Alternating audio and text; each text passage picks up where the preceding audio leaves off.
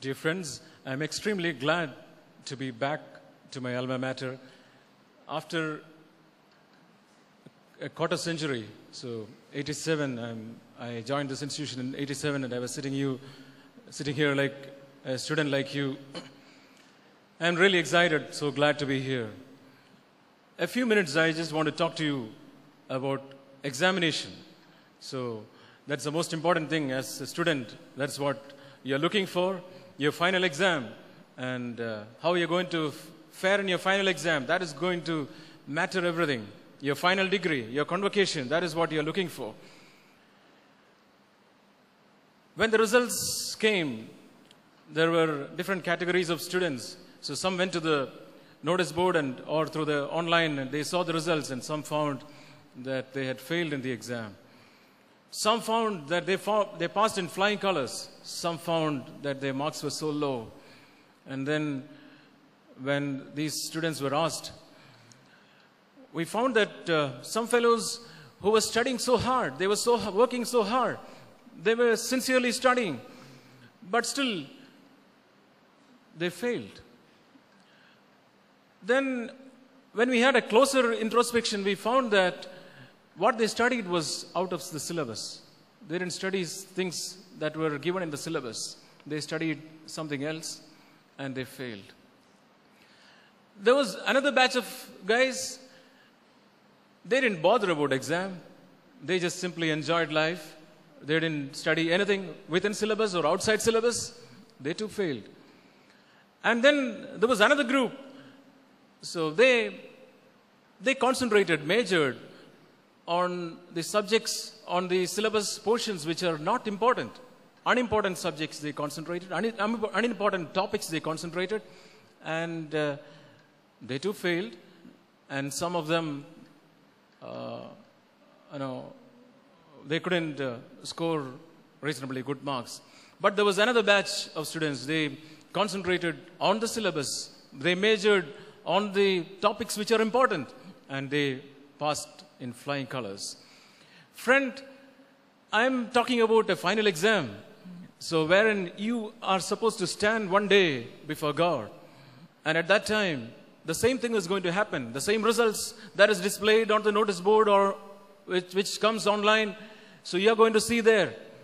And if you are a person who is going to concentrate those important topics within the syllabus, then you are going to pass in flying colors. If you are a person who's just whiling away time, enjoying life, you are going to definitely fail. If you are a person who is just concentrating on things which are of not importance, then also you are going to fail.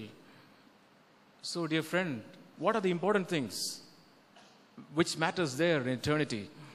When one day, all of us sitting here, after 100 years, nobody is going to be here. All of us, one day, we need to stand before God. And at that time, so sooner or later, we all are going to move ahead and meet with our God.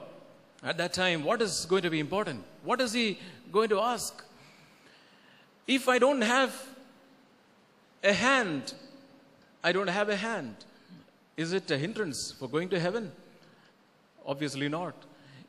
If I'm having a serious sickness, is it a hindrance for going to heaven? Obviously not. If I have cancer, can I go to heaven? As if I die of cancer, I can still go to heaven.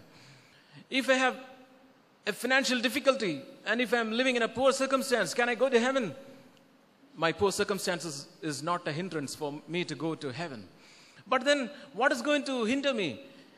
If I'm living in sin, that is definitely going to hinder me. I may have a physical sickness outside, but if I am having a cancer inside of unforgiving spirit and lustful thoughts and bitterness and anger, if that is in my heart, when I go before God, I'm going to be disqualified because my unsettled, uncleansed anger and sins and lusts and all these wrong addictions, that is going to take me to hell. Internet pornography and whatever, all that is going to take me to hell if I have not repented and taken those things seriously and set it right before God.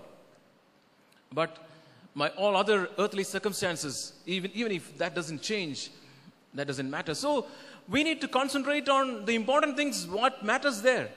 So dear friend, Dear young man, dear young woman, are you serious about your life? Jesus loves you.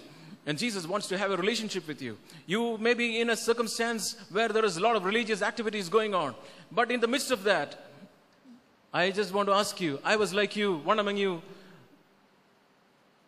25 years back and later, people used to tell, he's a good boy. But then, in the depth of my heart, I knew I was corrupt. I was full of evil thoughts and lustful thoughts. And I was an actor before people. And then, one day, I came to realize I can't go along like this further. And I committed my life to God and said, Lord, I come to you as a sinner. I don't have anything to hide. Adam, where are you? God asked. And then in the similar way, God asked me, Santosh, where are you? And I said, Lord, here I am. I'm not going to run around those fig leaves to hide. I just come to you as I am. And when I came to him as I am, acknowledging that I am a sinner, God forgave my sins and I entered into a relationship with God. And since then, I started concentrating on these major things, and I found those things which were pulling me down, my evil thoughts and my evil deeds and my evil attitudes, my bitterness and my anger. I was a person who used to get angry and throw plates when I got dishes which I didn't like at my home. God changed me, and God gave me a family life. Since 1995, I'm married. God changed me by His grace. So we don't quarrel, and we are peaceful at home. My children, they too are happy to be in our home, and that my life has changed, and that's how I have a hope to go ahead.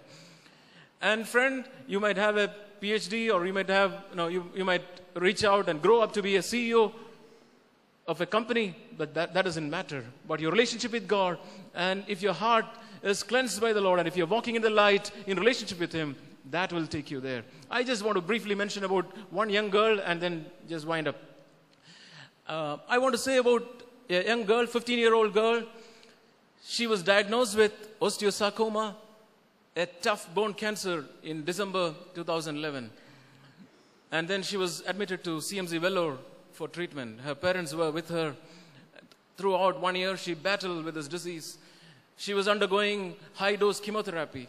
And during that time, in the midst of those tough situations, she used to, without complaints, without irritation, she used to go through that, and she used to spread the light of love and life to those other patients around her. And she loved the Lord. She had a relationship with the Lord. And she had no complaints to her parents. She loved and honored her parents. She loved her Lord. In the hospital bed, she read through the Bible. She underlined passages from the Bible. And she wrote on a piece of paper, I stand on the solid rock. All of the ground is sinking sand. And then she came back home, but God chose to call her home, call her to her eternal home in November 9th, 2011. And her parents were so sure that she has gone to be with the Lord, because she was, just the day before she passed away, she was so sensitive about her relationship with the Lord. And she asked her mommy, I want a particular dish which was not available there.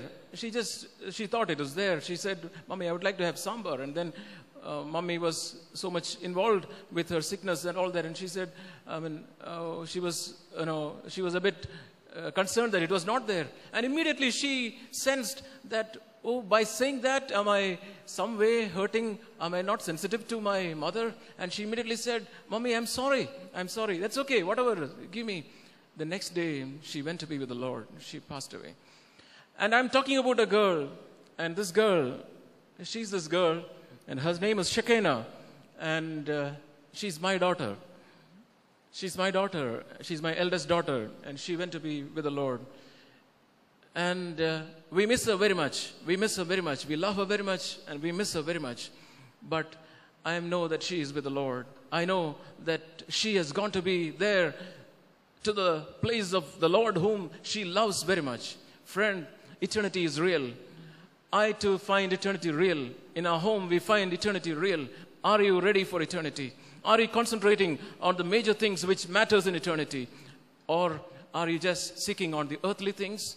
Colossians 3 verse 1 says, set your affection on things above. And if you're not clear, the next verse says, not on earth. Set your affection on things above. Concentrate on things above. Concentrate on things which matter in eternity.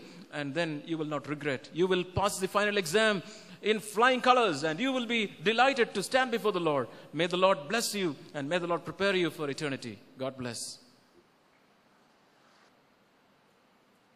I know the reaction from this crowd, from this audience, will be a mix